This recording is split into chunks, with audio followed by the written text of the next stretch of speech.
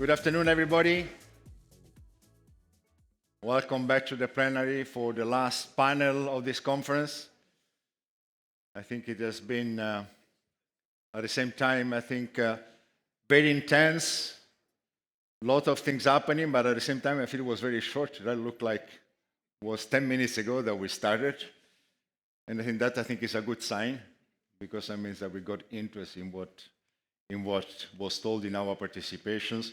I've been moving around several panels, and I think in all of them I really find an extremely high level of engagement. And I'm not supposed to prize GSTC conference, that's not nice, but I may say that compared to other events, I think this is the level of engagement, the level of interaction that you have between the participants and the panelists. There is almost, I would say, no difference in status, so to say. And I think this is what, in my view, makes it a strength, and this is why I think you keep coming to our conference, and thank you all of you for being here.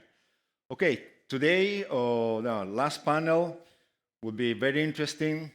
We have 3 exceptional and special panelists that will accompany us. I'd like to introduce them and ask them to come on stage. Dr. Elif Balcı Fisunoğlu. She's the Vice General Manager of Tourism Operations and Development at the Türkiye Tourist Promotion and Development Agency, TGA, with an impressive career spanning over 25 years. Elif is a respected leader in destination marketing and sustainable tourism. She has been instrumental in managing TGA sustainability and certification programs, helping to position Türkiye as a responsible and forward-looking tourist destination. Catherine Gilvary. Catherine works as Head of Supply at Hostelworld, a leading global online travel agency focused on the hostel market. One of the company's earliest joiners, Catherine has held multiple roles on both the marketing and the supply side of the business over the years. Currently holding the role of Head of Supply, she also sits on the Hostelworld Steering Committee for ESG, representing the voice of the company's hostel stakeholders. And the initiative she's more proud of is the development of sustainability framework for hostels, which was launched earlier this year. Welcome, Catherine.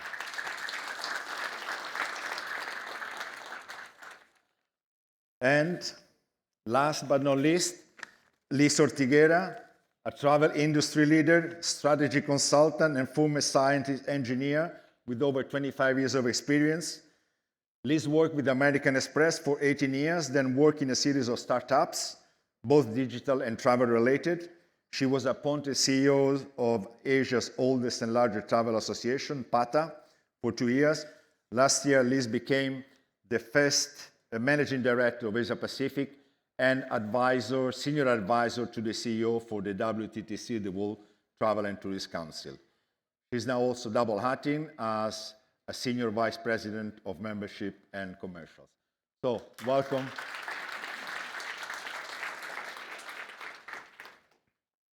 Let me make a very short introduction. I think that the concept of keeps moving, right?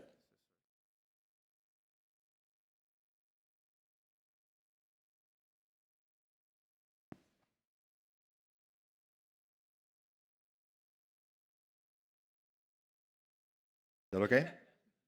Thank you. So I think that the concept of pathway, of journey, of a step-by-step, of continuous improvement, I think has been a thread all along the conference from different perspectives. Randy already mentioned in his presentation about what I would say the constituting blocks, the attributes, what constitutes basically sustainability. And in that, I believe that the GSTC criteria is a system that is quite helpful because it breaks down all the elements of sustainability into the 42 criteria and the over 100 indicators divided by pillars, as you know, and then allows them, you can see them maybe like as a bricks that you can put one over the other in order to build your roadmap. Then, of course, the concept of measuring, we always know by heart that if you don't measure, you cannot manage. So this is the second essential tool. And finally, the verification, and I will just mention the different level of verifications that we are considering. So each of them require a good foundation. First of all, you need to have staff that is dedicated to sustainability, that this staff is trained, is trained on the different aspects, on best practices, on measuring, on reporting. We need then, to make sure that sustainability is mainstreamed in all business. I think this is probably something that wasn't happening 10, 15 years ago. I think sustainability was kind of an addition. We had to talk about sustainability because we had to do it. But I think today, in most of the companies of the private sector, I think sustainability goes across all the different operations of a business.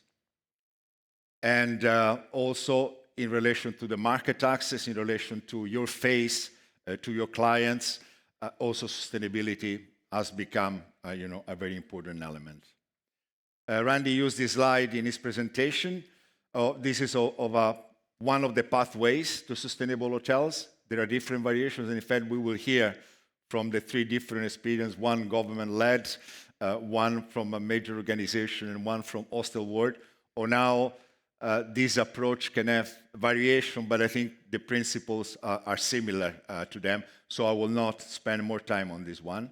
And this is another way to see it, maybe in the form of a scale of a pyramid with all the different elements, training, self-assessment, and compliance with could be 1/3 or then 2/3, and then the 100% of the GSTC criteria.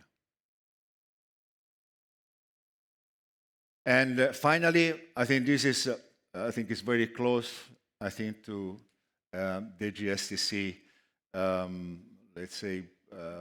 concept of what we're called assurance program. We like to call it now accreditation program, of what the real levels of assurance are.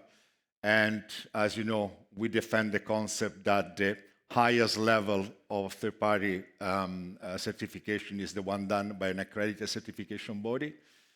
I think this is now been accepted by most of the CBs, by most of the industry. I should say that it has not been an easy journey. Sometimes we found some resistance for some that were used to different kind of business, but I think we are convinced that though it was not easy and the number of accredited increases more slowly than we would like, I think this is the best way to go about it.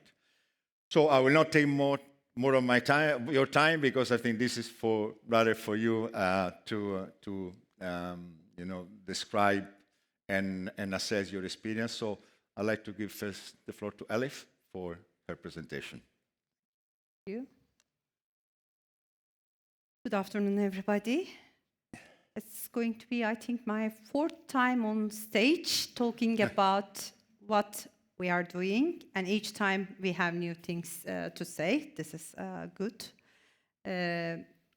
So in 2022, we decided to create a measurable, sustainable transformation mechanism for our country, for the hotels. But before that, we are looking sustainability in a holistic way. The sustainable, cultural, green eco labels, all the cooperations are really very important for us. There are the international labels, but also we have created some of our labels based on our strategies. Like we have new cycling routes all around the country, and we created a bike-friendly hotel program, which is audited by the ministry's auditors. So there are national and international mechanisms, and we believe that all together they will help us to transform our destination, our country, a popular and leading conventional tourism country, to a sustainable tourism country. And we have 19,000 verified and certified hotels as part of our program. So what is the national program of Türkiye? We agreed with GSTC to work on the industry criteria for accommodation facilities. The tour operators, we have our contract, but it is waiting on hold. We are 50% ready, let's say. We are working on the destination side by doing assessments together with GSTC. And as announced today, also we had some sessions on the gastronomy, on the restaurant, food service side. We wanted to initiate a criteria in cooperation with GSTC. And thanks to GSTC, they allowed us to work on the GSTC hotel industry criteria, adapting it to a restaurant format, creating new indicators and a program, which we are ready to start the trainings of the auditors in Turkey. And very soon we will start certifying the hotels. And at the same time, we are working with GSTC, with global experts, to also, create the criteria for GSTC. So if there will be any changes in the, way on the road, Turkey will also accept the, GSTC confirmed criteria. So we will be the pilot destination, because we believe that in order to be a sustainable destination, first we need to make our tourism businesses sustainable. Hotels, restaurants, attractions, museums, beaches, and all other things. And then at the same time, we can talk about travel agency, tour operator business, and destination itself, because people will be experiencing all those tourism businesses. So we have 3 stages, but different than GSTC, all stages are required to have physical auditing by certification bodies. For stage 1, it is TÜRKAK, Turkish Accreditation Systems certification bodies, but they are all trained by GSTC's also education partner academic site. And stage 2 and stage 3 are GSTC accredited certification bodies and GSTC trained auditors. And as said, there is no online auditing. All auditings are 1-year period. It's not 3-year, valid, because we believe that sustainability measures are changing so fast. So we really need to be, even the initial idea was to do it every 6 months, but then we said that we won't be able to train that many auditors and 20,000 hotels. Let's do it once a year. So this is as it is at the moment. And we have the certification bodies as listed. They are all globally recognized and accredited bodies. We have trained auditors and verifiers. For the stage 1 and 2, we call it verification and verifiers. And stage 3, which is 100% of compliance of the 42 criteria of GSTC, then it is the GSTC certification. So our national programs, each certificate is equal to international GSTC certificate.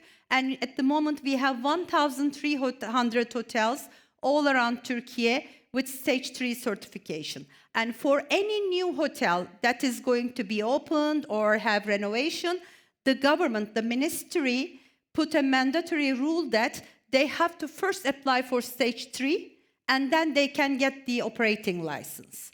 And for all the accommodation, including hostels, pensions, small hotels, stage 1 is compulsory. And by the end of 2025, it's going to be stage 2 compulsory. The governmental order already been published, so we are training at the moment the auditors, the verifiers, to get ready for stage 2. So I mentioned about the numbers and the stages. And when we look at the capacities, as said, it is an inclusive program. it covers the entire country. There are hotels in small villages, in rural areas, up by the mountains. They are all audited physically by trained auditors. And here you see also the figures. When we look at, of course, the major tourism destinations, Istanbul, Antalya, Izmir, Muğla, Bodrum, Marmaris type of resort areas, the hotels are more, willing to get the stage 3 immediately because they were already working on sustainability, and together with the program, it is easier for them. But for the others, we know that there is still they need time and budget to invest, because also stage 3, with all the requirements, it requires investment in a way. So the government is supporting the program by some initiatives, especially making the certification with a reasonable price to be, reached by everybody, all the small or big hotels. The trainings are provided by TGA, by the National Tourism Board. So there's an support behind the system. So this is how we divide the criteria. It has also a structure, a discussed structure together with GSTC to initiate, but also to make them ready to take the necessary steps during the time. Because if we just put the very easy, criteria items and indicators, when it is getting closer to 2030, it will be very hard for them to achieve it. So there's also a well-structured, mechanism behind that. It is very important that there's a real-time transparent listing. Each document, verification or certification, includes a QR code that brings you to Go Türkiye and TGA websites, and both websites have all the information of the hotel, when the hotel has been audited, who has done it, and what is the report.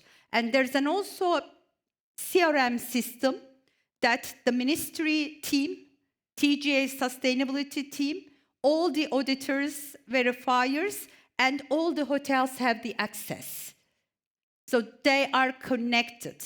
Of course, we had challenges. I mean, especially the time. We wanted to make everything in 1 year, 20,000 hotels. When we were in Sevilla at GSTC, there were so many questions and people were not that convinced how Turkey can do that. But we said that we have the experience from Safe Tourism Program, which we started during COVID. And it was, I think, the program when we shared with GSTC, we were able to also convince, because they don't want to take risk. Turkey is saying that Turkey will certify 20,000 hotels in 1 year time. So we had to show them how we will be able to do that. So there was already the system, the auditors. We only had to change the COVID criteria to sustainability criteria. Of course, it's not easy. I'm not saying that, but there was a scenario for that. So when it comes to challenges and solutions, during the maybe Q&A, we can discuss them further. But we are aware that it is not enough. Now, even our local industry, and we started asking, okay, we certified 19,000 hotels. What? Then we created a carbon footprint monitoring system. And it is going to be also accredited, the system itself.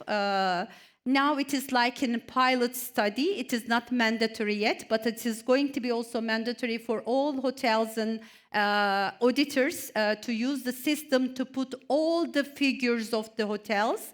Then we will be able to say that with the certification, with this many hotels, stage 1, stage 2, and stage 3, Türkiye and Turkish hotels were able to save, this amount of carbon footprinting. So this is actually our story, very briefly. Thank you very much for listening.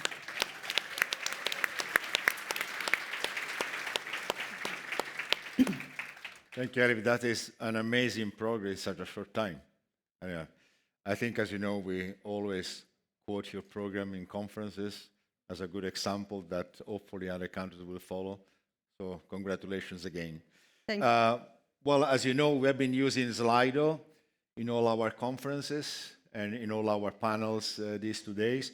So I invite you, if you want, you can just start putting your questions. So if you have something in mind about Ali's presentation, of course, we'll open a debate at the end of the 3 presentation, but if you want to, you can start typing your question now, so you still have fresh in mind the presentation from Elif. So now, Liz, please, you have the floor. Thank you.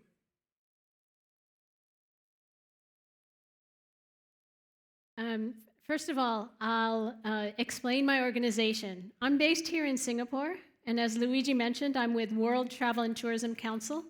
I have found over the year that often in Asia, I have to explain WTTC. More often, people might know PATA, since it's 70 years old.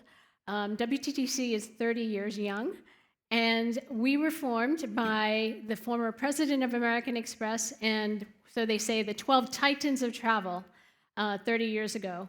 And it was basically to bring together the voice of the mega sector of travel, because we consist of so many different industries.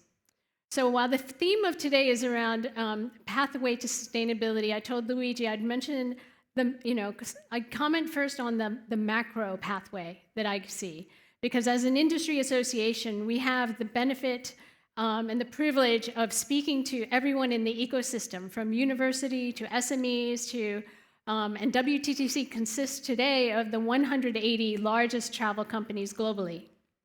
So it really is the giants of travel. And what we advocate for is the responsible development of travel and tourism in all different pathways, from DEI to sustainability to and all the related areas.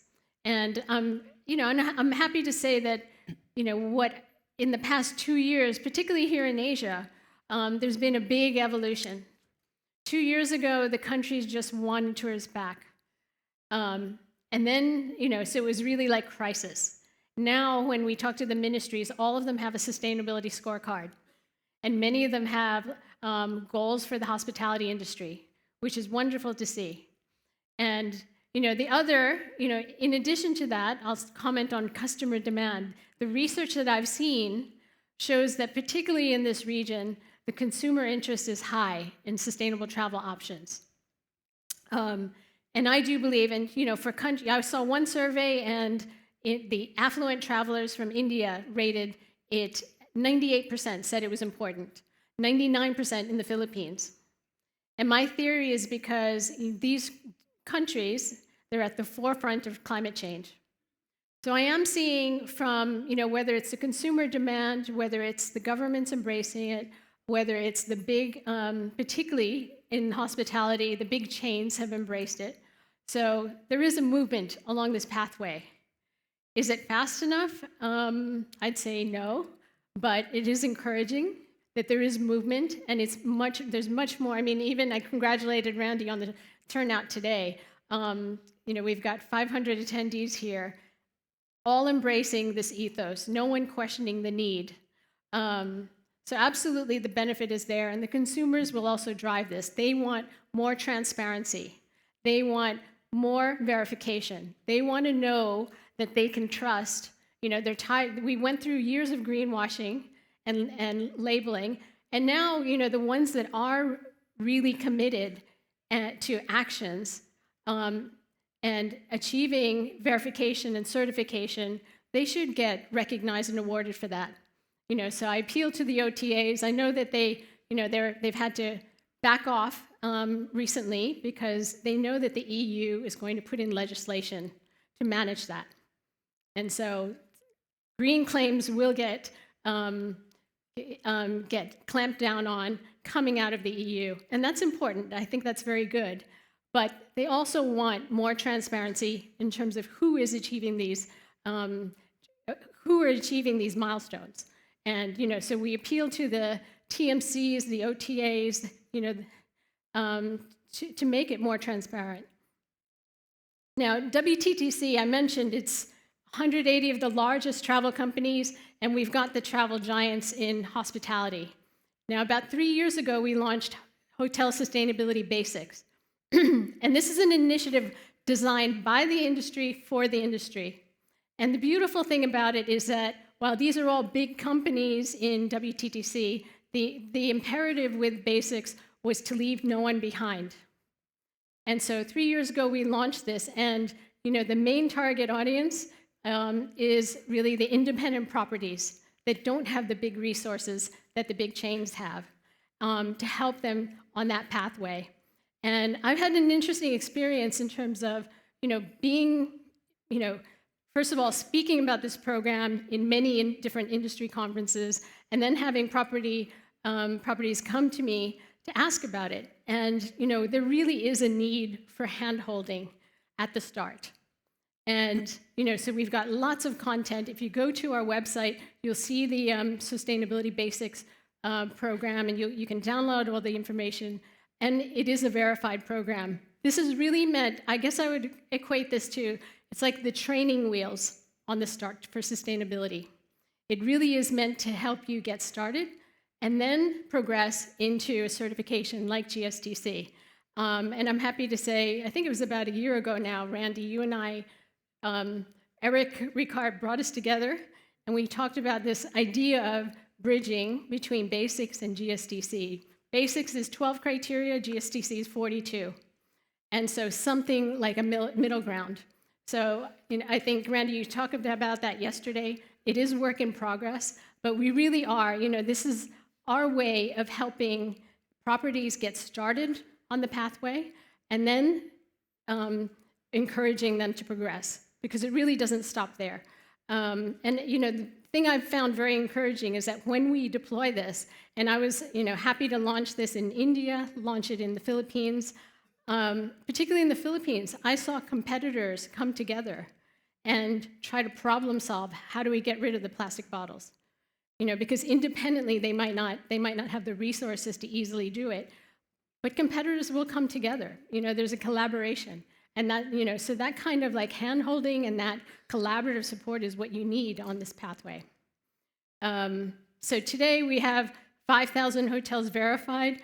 I'm quite confident that even more have been triggered to get on this pathway, and it's been across 80 countries, because it really is, it's accessible, and it's meant to be a start.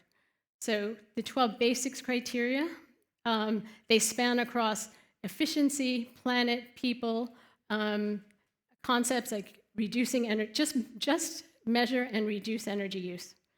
Measure and reduce your water. Waste, carbon emissions, linen reuse. These are some of the basics that you really do expect. And my hope is that more and more, the ones that aren't doing this are the ones that are standing out.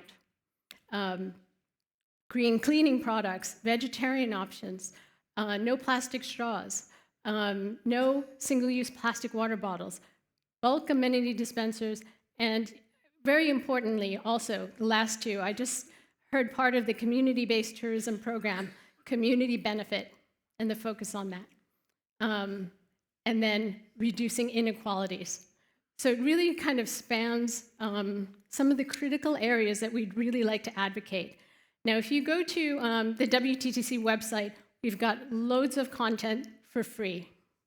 And we're known for, first and foremost, the economic impact report, but now for free, we have environmental and social impact reporting for 185 different countries. And so, our second installment of that, we published that for the first time about 1.5 years ago, and the second installment is coming out soon.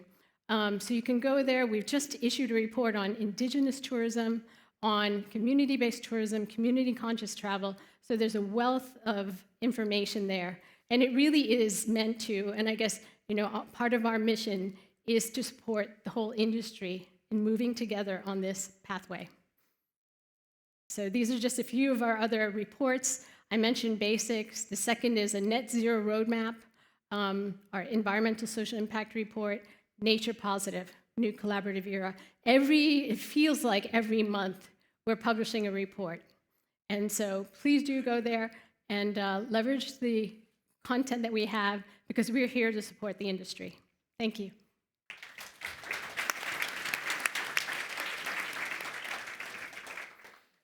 Thank you very much, Liz. I think that the trends where the big giants, the big leaders in tourism, that's represented in WTTC, I think is unstoppable.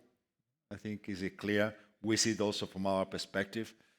From a GSTC, we don't have as many big members as you, but you are very important members as well. And I always like to say, you as a leader, you're not a member of GSTC because you want to say that in your visit card. This is probably not the case. But I think there is a genuine interest in progressing in different ways, sometimes coming to some compromising and starting from basics, as you rightly called it. But I think the trend are clearly there. Catherine, it's your turn to have your experience and your work at Hostelworld. Thanks, Luigi. So I'm the last speaker in the last slot on the last day, and it feels very unfair. So I'm going to do my best. So dig deep, everybody, a little bit more energy. So I work at Hostelworld, as Luigi said. Has anybody heard of Hostelworld? At least 3. Good, okay. Well, hopefully some of you have stayed at hostels in your formative years. So we are not a giant at all. We're actually a niche OTA that focuses on hostels specifically. So we were founded in Dublin in 1999. So we had a major anniversary party for our 25 years a couple of months ago in Dublin. We celebrated suitably. We work with 16,000 properties in 182 countries. So we may be small, but our reach is far and wide, and our customers come from an equal amount of countries. We're unique as well in that our demographic are primarily focused on the 18 to 35-year-old category, so 80% of them. 71% travel solo. 88% see hostels as a sustainable choice, and 80% book shared accommodation. So I'm kind of going to talk about us, talk about our customers, and then talk about our hostels and get to where we got to with what we've built. So there's been quite a lot of conversation about millennials and Gen Z. They are a very large population, 4.9 billion, and 1 in 4 are planning to travel in the next 6 months. So that's a huge travel audience that we're all tapping into.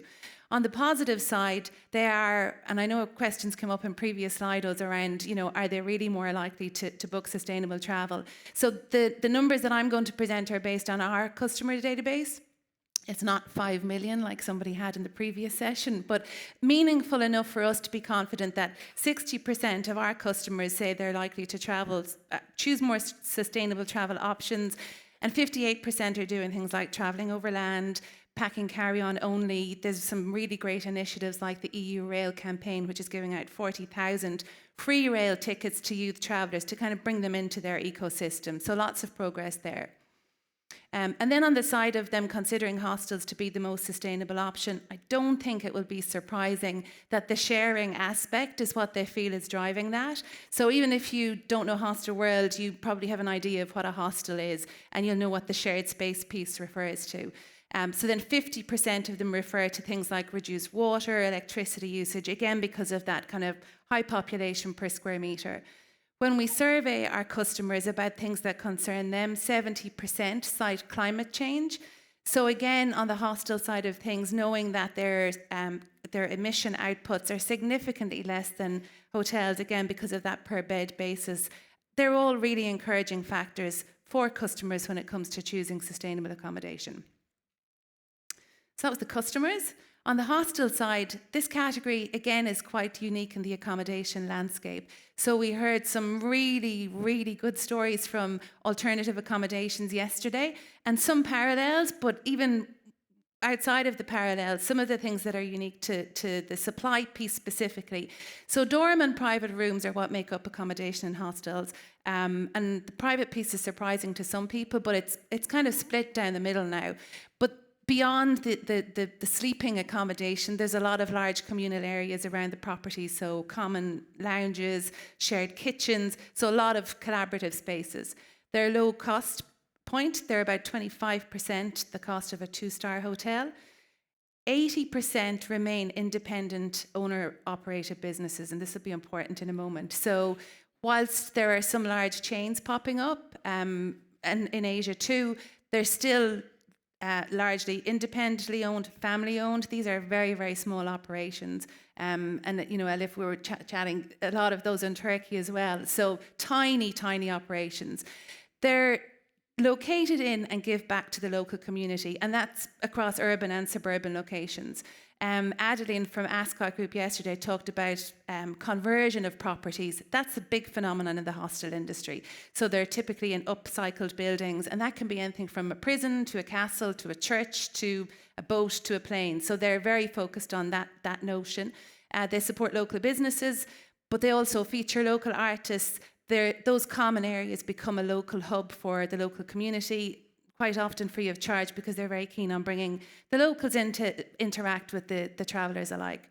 Then on the sustainability side, I've talked about the carbon piece, much lower water consumption and waste, less laundry requirements, low food production, and again, that kitchen piece is really important when it comes to food waste. So most travellers will bring their own food and prepare what they need. And again, much less packaging and plastic due to low bedding, toiletries, etc. So there's lots of inherent benefits that make the sector sustainable. 56% of our partners report that they're already working on sustainable initiatives, and another 37% want to, and they seek our help in order to do so. And the reason they're not already is because of the usual constraints that are much more pronounced in smaller businesses. Financial, that obviously was the highest post-pandemic, where a lot of those businesses, you know, really struggled to survive, but also time and resource. They were least developed in gaining any kind of recognition or measurement, and 60% wanted to have a badge to highlight their efforts. Oh, that clock is moving very fast down there, so I'll fly through the next few. So we did a few things. I talked about the fact that hostels are inherently sustainable, but this was hearsay for the most part until we sat down and started to look at creating some data points. So we worked with Bureau Veritas to produce an impact report understanding the carbon impact of hostels versus hotels. So we've just published our second edition of that. We introduced responsible travel categories to our annual awards. So because we're, you know, a niche OTA with niche accommodation, we also have niche awards, which is a nice position to be in. And they were very much based on customer reviews. So we took the opportunity when we started to really look at what we wanted to do to introduce these awards in the cultural, community and environmental categories. And I think it was Willem from Yana Ventures yesterday spoke about the impact of awards. So that's the same across the hostel sector as it is across any industry. They really love the accolades. And it also allows us to seek out really encouraging case studies that we can share across the industry, so kind of share that peer-to-peer information. We also then went back to work with Bureau Veritas to get to the point of where I'm going to. So we know that our customers want to know what hostels are doing. We know that hostels were doing great things or had intentions to do great things, but weren't really very formalized in how they were capturing that information. So we worked with GSTC, we took the criteria, we worked with our hostel partners, we worked with Bureau Veritas to adapt those into something bespoke for the sector.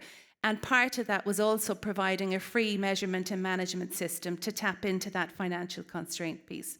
So there won't be anything revolutionary in what we've built. It is a staircase to sustainability. The staircase piece resonates particularly well with hostels because most of them don't have elevators. So they know that the struggle. So we kind of played into that. But it is very much based on what both my peers have talked about. It starts at level 1 where they must meet 14 criteria, all the way up to level 3+, which is certified. Now again, Liz talked about what's going down in Europe. We're aware that we built this, you know, we started to build it 2 years ago. It only launched this year. Things are ever evolving. The landscape is evolving. And I have no doubt, you know, changes will need to be made to how we execute. But we just needed to get these properties on the journey. And that was our primary goal. So really quickly, and this is kind of going back over what most people have shared today, which is encouraging. We're not doing anything different. We're all on the same page here. Lots and lots and lots of content as to why they should join the framework, the benefits of joining. And that's all great, but until a hostel sees its neighbour down the road with a badge, it doesn't really ring true. So there's nothing like the sense of FOMO among the hostel sector. It's small, so there could be 10 hostels in a location. If they see somebody with something, they want to know how to get it. So that kind of speaks for itself. So front end, filtering, all of that to allow the hostels to showcase their efforts, but also to allow the customers to make that sustainable choice. So we see ourselves in a unique, terrifying position to opportunity to influence the largest travel population on the planet. So for our partner hostels, we've provided a framework that we feel removes time, cost and resource constraints. We're leaning on that peer-to-peer power of the hostel community to educate and inspire. So a key part of our role is working with hostels and associations to lobby, to surface the nuances of the sector so that, you know, when legislation or regulatory requirements are being considered, they'll consider the attributes that are unique to hostels and obviously continue to harness all those inherent benefits. For our customers, we will continue to showcase the efforts hostels are making, so we're allowing them to make a sustainable choice. We have our own social network, so we use that to surface relevant hostel-based activities. That could be clothing swaps, local community initiatives, beach cleanups, but they're their own category now, which again allows a customer to choose a hostel based on the activities that are taking place at the hostel. We haven't started this yet because this is the capturing customer feedback. I think, Randy, you alluded to it yesterday. The expectations of a person are probably very much formed on where they're from and what they see to be familiar in their jurisdiction. But the actual requirements vary so much from geography to geography. So what we've built is generic in that it captures everything, but there are certain initiatives in place in Ireland, for example, that are perhaps not in place in Colombia. And a customer may give a review that is not necessarily reflective of the efforts of the hostels. So what we're doing at the moment is relying on the increasing amount of relevant feedback in this topic that's coming through in the generic reviews, which also speaks to the fact that this is a big deal now. It's coming through in the mainstream travel reviews as well. And then for us, really quickly, we'll continue to do what we do, promote hostels as the most sustainable accommodation choice. We will continue to attend events like this, which are invaluable when it comes to collaborating to drive everybody's collective mission forward. And corny and cheesy as it sounds, sustainability is at the core of how we operate. We are a public company, so we will have a mountain of CSRD and EU Green Claims Directives to encounter. But there's a lot that we do because we want to, not because we have to. We are privileged to be able to build products that are specific for the accommodation category that we work with, and we will continue to do that. I've been out of time for a minute, so I'm going to stop there. I hope that was helpful. And we'll have some engaging Q&A now, I imagine. Thank you.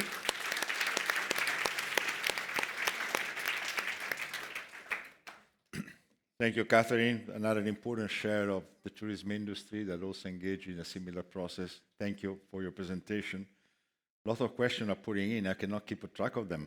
So, but there was, I think, two related questions for Elif. One regarding who is supporting the cost for certification of hotels, but you also have, you mentioned a major training program for auditors. And related to that, what is going to be the financial return? Probably you are not operating like an enterprise, before your goals are more looking at the brand of a country. But can you tell us something about both who finance the program and what do you expect in return for that investment, which I understand is an important investment? First of all, the starting point was exactly using, of course, doing the transformation, green transformation, but also using it as a marketing tool, not only for the destination, but the hotels themselves. So we said, while we were negotiating with the stakeholders, with the NGOs, hotel associations, we said that, of course, there will be a cost. But if you don't accept this cost today, there won't be a bright future for you. So of course, everybody was not happy. Everybody was like, oh, I have to accept auditors to my hotel, share all the information. I have to pay for the auditors. I have to invest changing things at the hotel, or I have to train my staff. So it was not something that was good for them at that point. Is the hotel, how much public funds? I mean, you have a share of funding? Are you supporting, There's for example, no small kind of a hotels? ratio, let's say. First, TGA, the tourism board, is investing about the cooperation and everything with we are doing with GSTC. And we are working with the academia, the Cappadocia University. So we are investing all the program developments, criteria works, and everything. The training, the initial training was the stage 1 verifiers, which was over 250 people, was financed by TGA. But then we asked the certification bodies to continue with the training. So we confirmed the cost, which is given by the third-party training body, which is the university. We say that, okay, this is okay, acceptable. Then communicate with the certification bodies, and they should pay for that. And they run also training programs for the hotels. With some of the programs, like online programs or regional programs, we finance them. But also there are some ways that some other NGOs, Chamber of Commerces, are asking the university to also design trainings for their partners, their hoteliers in their region, in their city. So there's kind of a collaboration, let's say. And when it comes to cost, of course, there's a very reasonable, acceptable auditing fee, which is defined by the government, by TGA. So every year, based on the inflation rate, we allow companies to make an increase. But there's a standard cost for that. Stage 1 is different, stage 2 and stage 3 is different. So it is more acceptable cost by the hotels, but they have to pay for their cost. And there are some other incentives given by, like banks or other institutions based on these certified hotels. When they apply for an investment credit, some of the banks are saying, do you have a sustainability procedure? I have my certification. Okay, then you are good. So there are so many other mechanisms about the funding, but we are investing as the tourism board for the system to be managed. Of course, there's the CRM, I have a team, all the things are financed by us, and we are not getting any commission or any fee about the certification from the certification bodies or the hotels. Everything is, without any commercial expectation from us. Great. Thank you. I think that was pretty clear explanation to me. So a question, first of all, just a clarification. I'm here as a moderator. There's some question addressed either to me or to GSTC. So this is not my role today. So there was a question, in fact, addressed by Peter Richards to both GSTC and WTTC, but I will address it to Liz as WTTC representative. Our GSTC engaging the EU and lobby for a feasible level of challenge so that the new laws motivate and support step progress to sustainability. I think you mentioned yourself the new legislation coming on the green claims and how, first of all, you see yourself as lobbying for this new legislation, or how you perceive, how you think there will be the results and the consequences? Good question. WTTC is in regular conversation with other important industry bodies, including GSTC, including Travelist, and others. And the extent of influence we can have on the legislation is, I guess, to be determined. But I think the question, the way it's phrased, is feasible level of challenge. So the question is, what is the balance between making sure that the industry is rigorous and certified in terms of the claims while still making it achievable. I think that's the gist of the question here when you say feasible level of challenge. And so, for example, we were very happy that Basics has been accepted by Travelist, among other standards, but it really is meant to be that stepping stone. So we know that it's important. You can't just expect properties. I mean, the big ones have progressed very well, the big chains, but you can't just expect a property to go from, 0 to 42 overnight. So the important thing is making sure that there is support, and there are, whether in the form of, there are a number of organizations, GSTC and Greenview, that provide the transparency and the guidance to get there. So I think, so I would say it is important to have both strict standards so that we get rid of the greenwashing, but also a feasible path. And so, that is our belief. Thank you. A question for Catherine from Anonymous. There are many. Anonymous poses a lot of questions here, I think. But anyway. Hello, Catherine. How can hostels maintain their unique character and appeal while adapting to changing consumer preferences and expectations? And I would say we even adapting to the new sustainability framework. Is it fair that sustainability strategy having an impact on the product in terms of the quality of the product, or the perception of the product? Yeah, so as I said, a lot of the benefits are inherent. We're not changing anything, we're surfacing them. So I think people that were booking hostels were booking them because they wanted to stay in a hostel, knew that there were these benefits, we're bringing them to the fore. The unique piece for us is we're not, hostels are not cutting back on things necessarily. So they're getting what they always got. We're just showcasing that a little bit better. And hostels have evolved as well. So the person who asked the question obviously knows that they have, and there are, hostels with swimming pools and, various luxury amenities now. So I don't think that we are taking from the character. We do a lot in sustainability and beyond to explain why hostels are so different, and why they appeal to a lot more people than realise they appeal.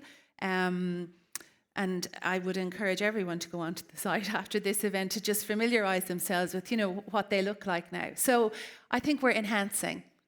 It's not necessarily it is maintaining. It's not changing anything. We're just enhancing what's there, and bringing it to life a little bit more, I guess. Thank you.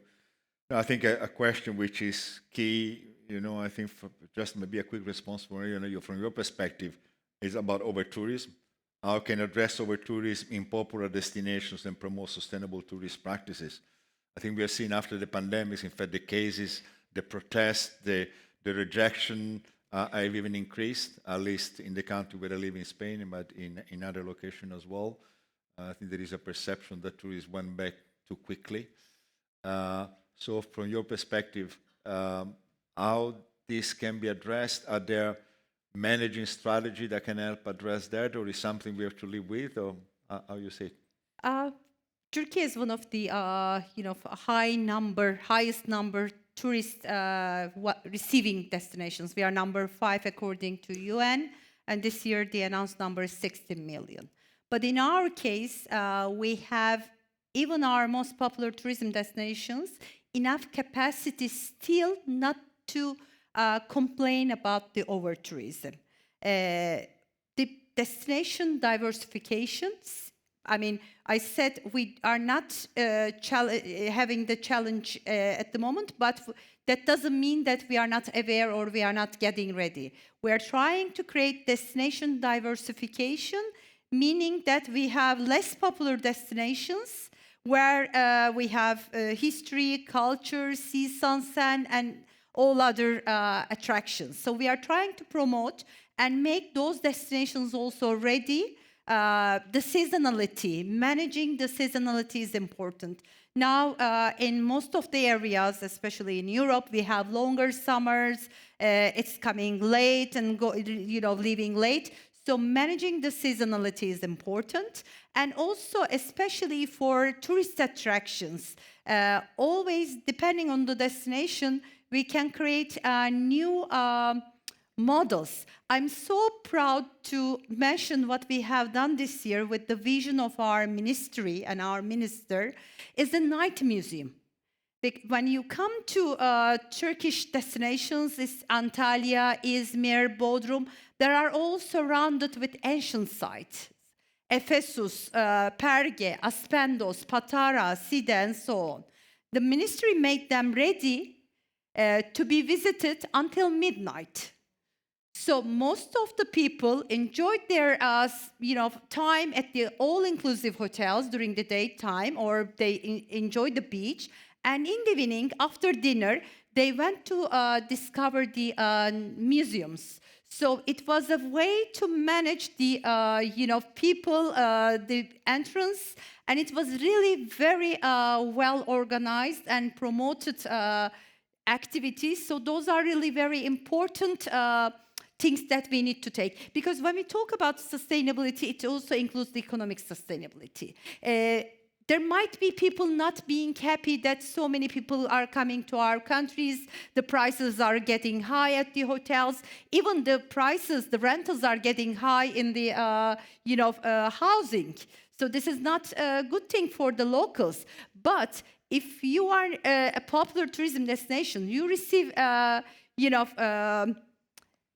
international money to your country. You have so many businesses, restaurants, shops. It's not only the tourism people, and they are all benefiting from the tourism income. So really, we need to think about the economic benefits and the labor benefits. Tourism is one of the major sectors, I think the number one in terms of the labor, with the increasing population of the world. So we really need tourism, but of course it is our responsibility to manage it in a good way. The residents are not also,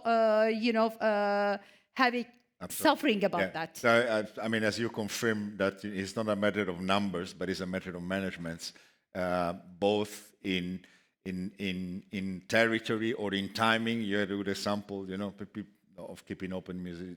Luigi, can I even add at to night. that? Yeah, sure. We have Sure. we're running out of time, but we started 5 minutes late, so I think I take 3 minutes more with 5:05. So since we have only one question each, Liz, you can even address the over-tourism or another point, because we only have time for 1 minute for you and 1 minute for Catherine. So you can choose over-tourism Sure, or any I'll other ju- message I'll- you would like to give. So actually, in WTTC, we don't like the term over-tourism because it's a misnomer.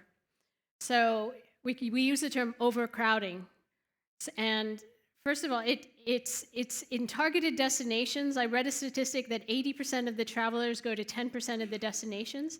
It's a particularly heated topic in Europe, less so in certain targeted areas here in Asia Pacific. But first of all, domestic tourism has heated up. So it's not necessarily inbound that's driving this overcrowding. So it can be nationals. And it's a factor of urban planning, good infrastructure, destination marketing, good destination management. So all of those elements are factors. And there are many of us in the industry that can influence some of those elements. And interestingly, Randy and I were in a conference in San Francisco a few weeks ago, and the question, we had about 15 leaders from different travel organizations around the table, and the question was asked, who is the best practice? And everyone was thinking. And do you remember what I said, Randy? Singapore. Singapore has been, and yes, it has the benefit of a small footprint, but it has been globally the best practice in urban planning. And so that is a critical foundation. So once it's, overlaying tourism, those are factors that are critical. So that's my comment. Good. Thank you. Good points. Catherine, over tourism or well, or I a was going conclusion to of your do over choice? tourism, but yeah, it's kind of been done. What I will say is, and it was referred to by the speaker from Crook, the millennial Gen Z don't want to go to urban centres necessarily. They love to think they've discovered a new destination, even though there's very few of those around. So kind of in our content and what we produce, we would very much try to drive that traffic out of the urban centres. And that works. So I did do over tourism. The last question's gone, but I remember it was around balancing economics and environmental and developing countries specifically. This probably is at odds with a lot of what other organisations see, but the efforts that we see in developing nations by the hostels that work with us are on a par and sometimes ahead of what's happening in the more developed countries. So they're very focused on it. Some of the best initiatives that we see are in these small developing nations. So I think maybe in that instance, the developing nations could learn a lesson or two. On the economic side, I don't have a comment per se on that. We're not big enough to make a difference there, I think. But we have requests from partners in more struggling nations to support, and we'll always look at what we can do there. And certainly when it comes to time to audit in our framework, we'll be considering that, because they're not all equal and we won't be treating them that way. Great, thank you. I wish we had more time. There are a lot of good questions here, but unfortunately we are running out of time. So big thank you to Elif, Liz and Catherine. Big applause to you. Thank you. So now we're standing up for the photo op, and give 1 minute of time until they're clear, and then I will announce the next speaker.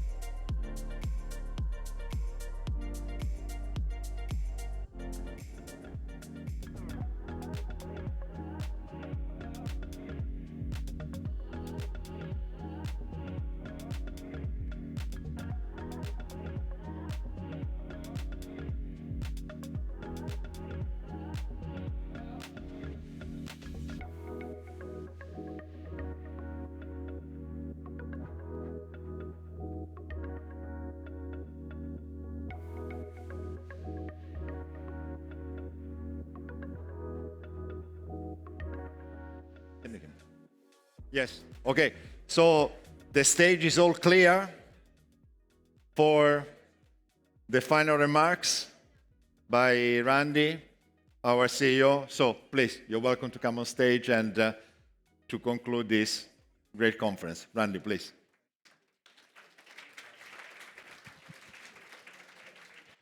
Hello again. Nice to see many of you still with us. I'm going to make the independent decision to make a couple of comments on some of the questions that were still on the screen. There was a very interesting question. Travelist GSTC, friend or foe? It's a complex question, and I'm going to take it on because it's a good question.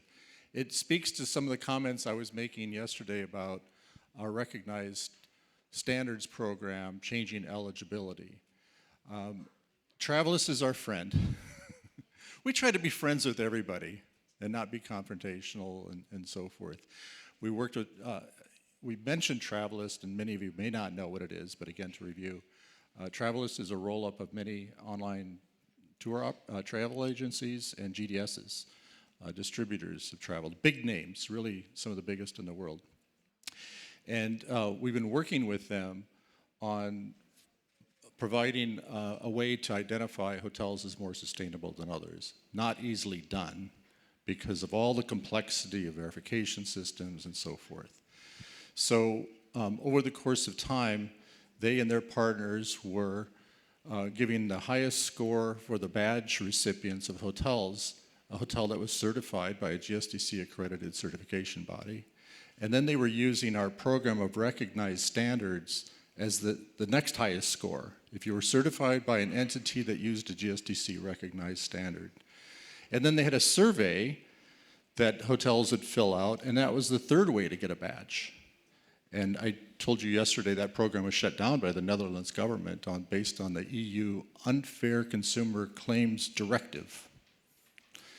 And then that was Booking.com that was doing that, but that was an important Travelist partner. So the Travelist had to kind of look back at the overall structure and figure out what to do. So the entire industry faces a quandary, a problem of how do we rate all those programs? Our position at GSTC, our approach was that we were working on accredited certification only. We weren't working on the full range. Recognized standard owners got used sort of by default because there was nothing else there. And we were frustrated because we got associated with something that it wasn't designed to do. So it was really incorrectly used because it was designed to just move the meter on the standards, the word in the standards, to take a holistic approach. It was not designed to be a filter for quality of certification. It just wasn't. So then we had many discussions with Travelist about how they would create their filter. And we did have a little bit of a disagreement because in August of this year, they announced publicly a program that we struggled with because they no longer rewarded accredited certification. We felt like kind of took the ceiling away, or the high level away, by not honoring it or rewarding it. And we felt that they made the floor too low for even more new entrants to come in when the field is already very crowded. And we had so much feedback from our members and our stakeholders that we felt compelled to put together a public statement about a week later. So we did that, and it's on our website. You can just see it. It's there, public statement on our position on that. And then we immediately got together with our friends again. And at the 5th anniversary of Travelist Party in New York during New York Climate Week some weeks ago, the CEO, Sally Davy, announced that they're going to make some modifications. They're going to study it carefully and make some adjustments. They're going to move slowly to kind of figure out what's doing right, how to do it. And she said publicly, we will work directly, closely with GSTC on doing this. So it's a role we never really envisioned, but the world needs it from us. We're going to actively participate and try to help them figure out what's the proper filtering. So that's the situation there. Okay, so running a bit late, but just to close the session and get you off to our farewell dinner this evening. It's just really been a remarkable couple of days, and thank you all so much for participating. So to kind of quickly close a few loops, the Slido warm-up was really just a warm-up. We were just having fun. But I do hope that those of you who said your company's doing enough on sustainability yesterday morning, maybe hope you feel a little differently today, that maybe there's a little bit more that you can do. And I appreciate the sense of humor of 13% of you. On the Slido stats, 382 questions from attendees. So very active every session, lots of questions. The voting up with the likes, very helpful and useful, so very good interaction. Slido cloud of themes and topics that came up, you can see here. Of course, sustainability, and so forth. These are kind of key words, but there's nice words like reduce, challenges, practices, and so forth. So these are some of the things we talked about the most. Slido's most active participants, Lorenzo Parafon was the most active user.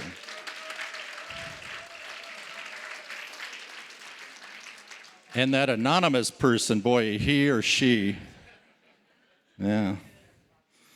So number 2 after Lorenzo is Pimbun Tanwiset. So congratulations, they're the 2 winners.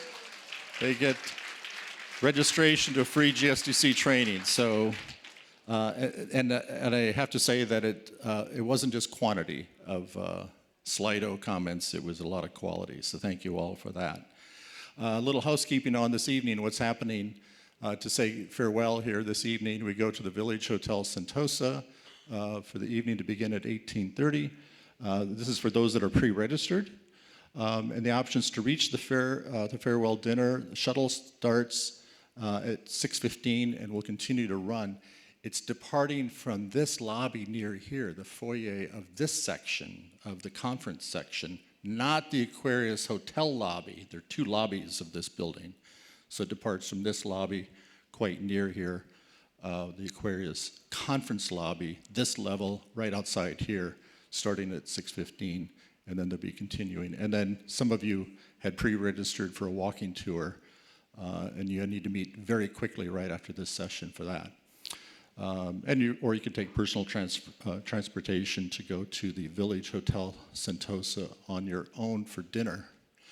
And then for tomorrow's post-conference tours, you should all be registered for these. These are just a reminder of if you forgot what you signed up for, this might jog your memory a little bit, but hopefully you can go back and find the confirmation and join. You get instructions from us on how to join all the post-conference tours, so hope you enjoy that very much. Outside in the foyer, you can drop your lanyard here if you'd like, or we'll take the box to the Village Hotel this evening, and you can drop your lanyard at the end of the evening as well. So, thank yous. We have to thank these people. Of course, I have to thank our amazing staff. I think you saw the GSTC team in action.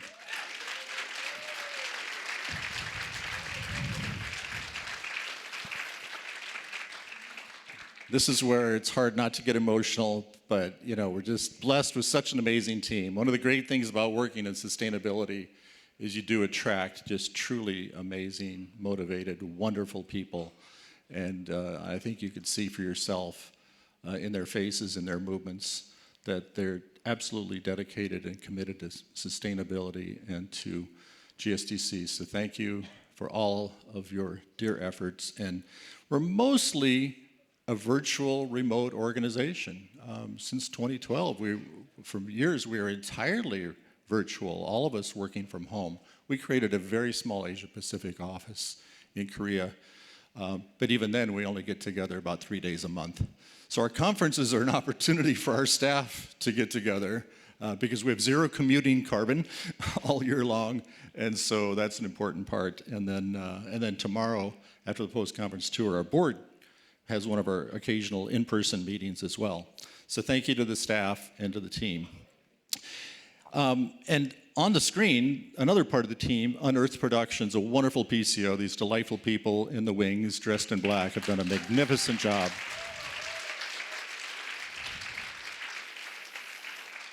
Roy and Julieta have led our team with the preparation and implementation, and they deserve their own round of applause, Roy and Julieta.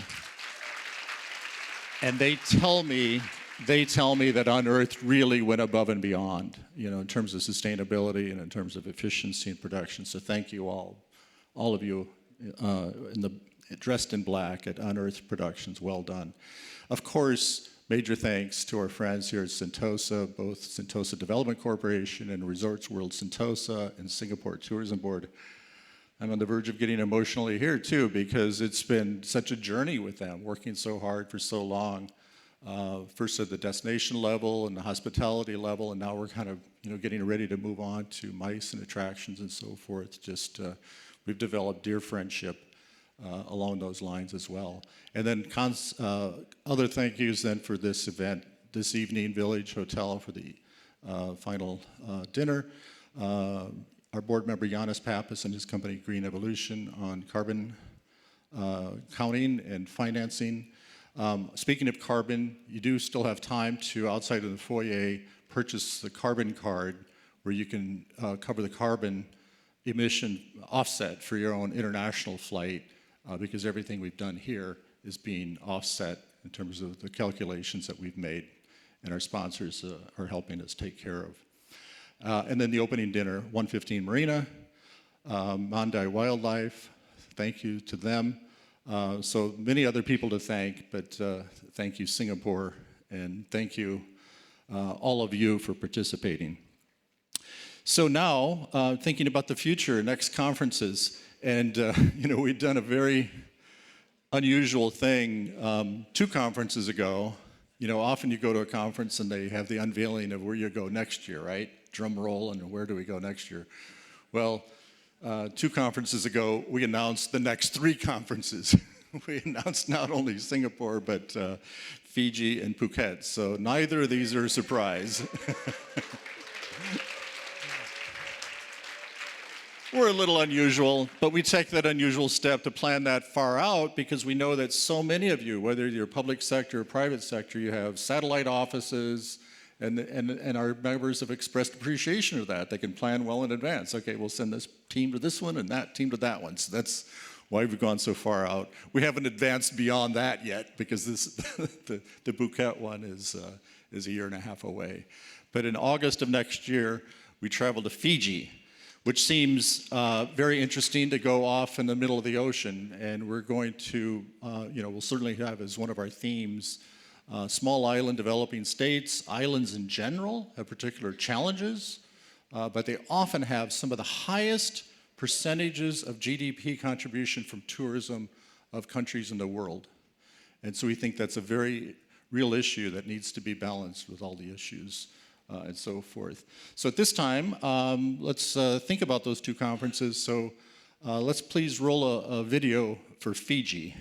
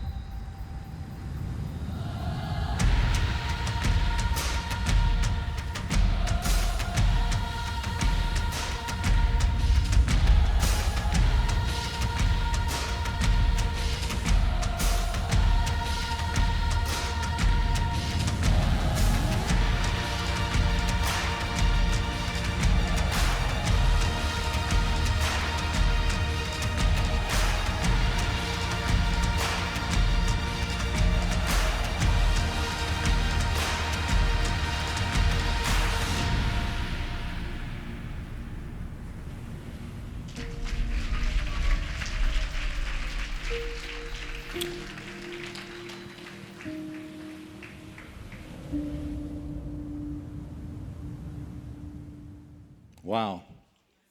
And to welcome us, I call to the stage our friend Sunishma Singh. Sunishma, if you could kindly come and welcome us to Fiji.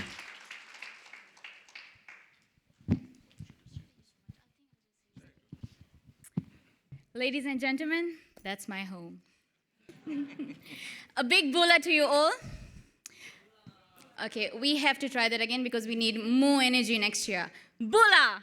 Bula! That's much better. And this is how we say hello in Fijian. I'm sure you will hear this a lot as soon as you land in Fiji. We're thrilled to host the 2025 Global Sustainable Tourism Conference.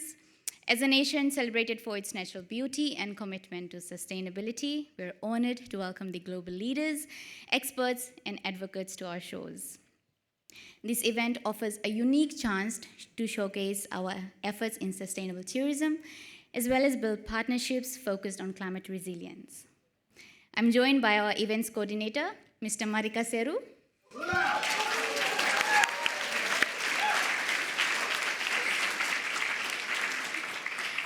Marika is working closely with the GSTC team here to ensure we create a truly memorable experience for you. We recognize GSTC as a crucial platform for sharing experiences, discussing future strategies, and creating meaningful connections in sustainable tourism. The conference will take place in Nandi from August 5th to August 8th, 2025, and we look forward to hosting a truly impactful event, and we cannot wait to welcome you to this unforgettable experience. Sotatale, it means it's not a goodbye, but we'll see you again. Vinaka.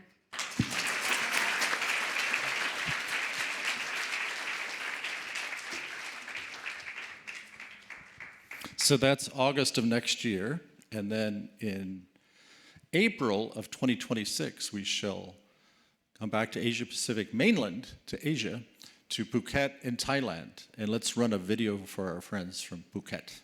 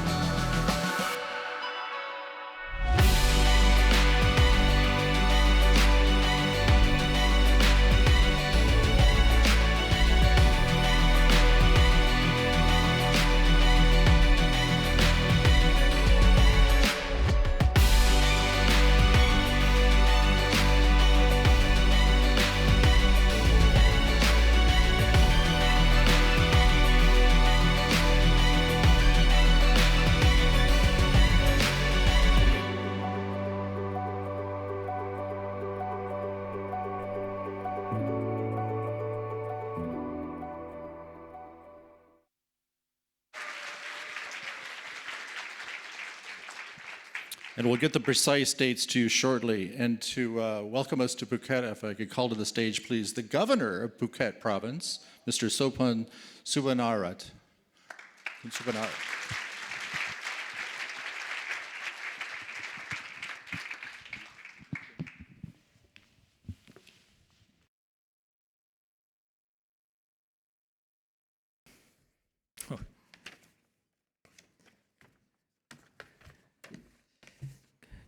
Good evening, everybody.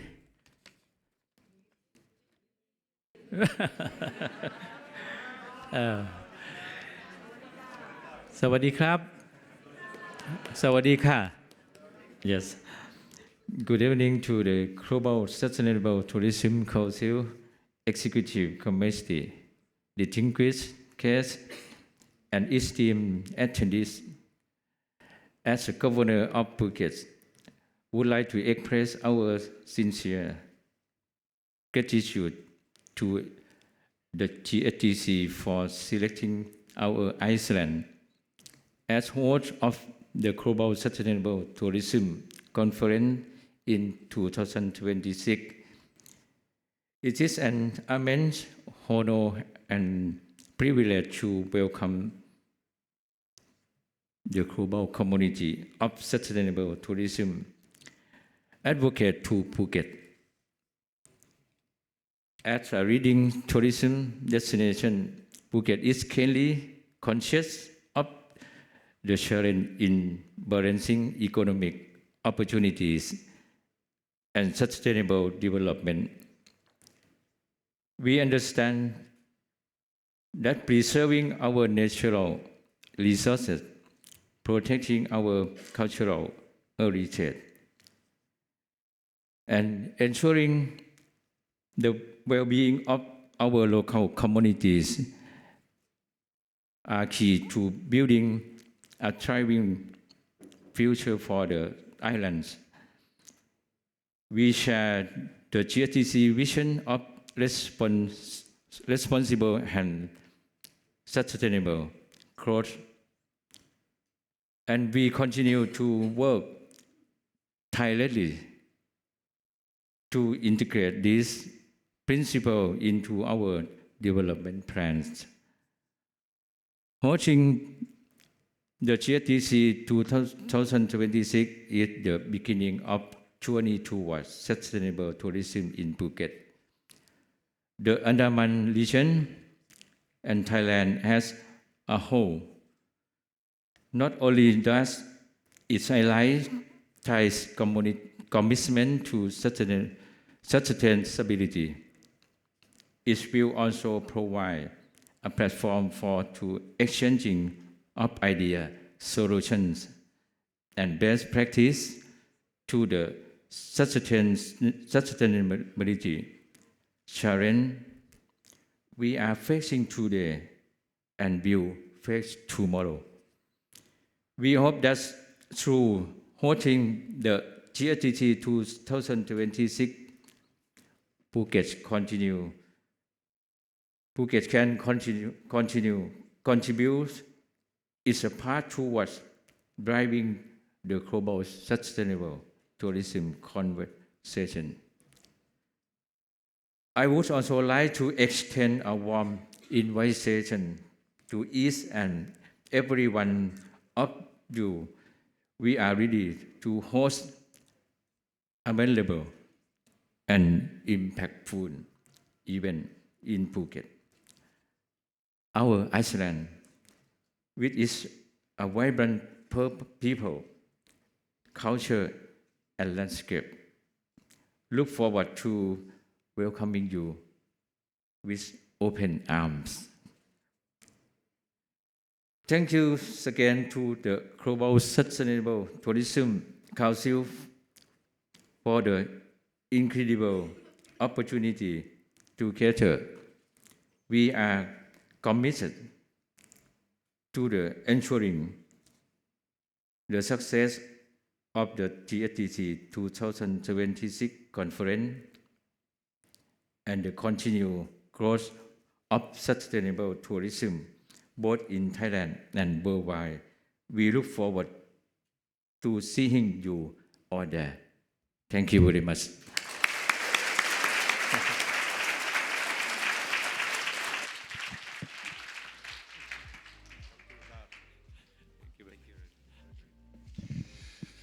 Thank you very much. Thank you, Singapore. Thank you, participants. You're all friends.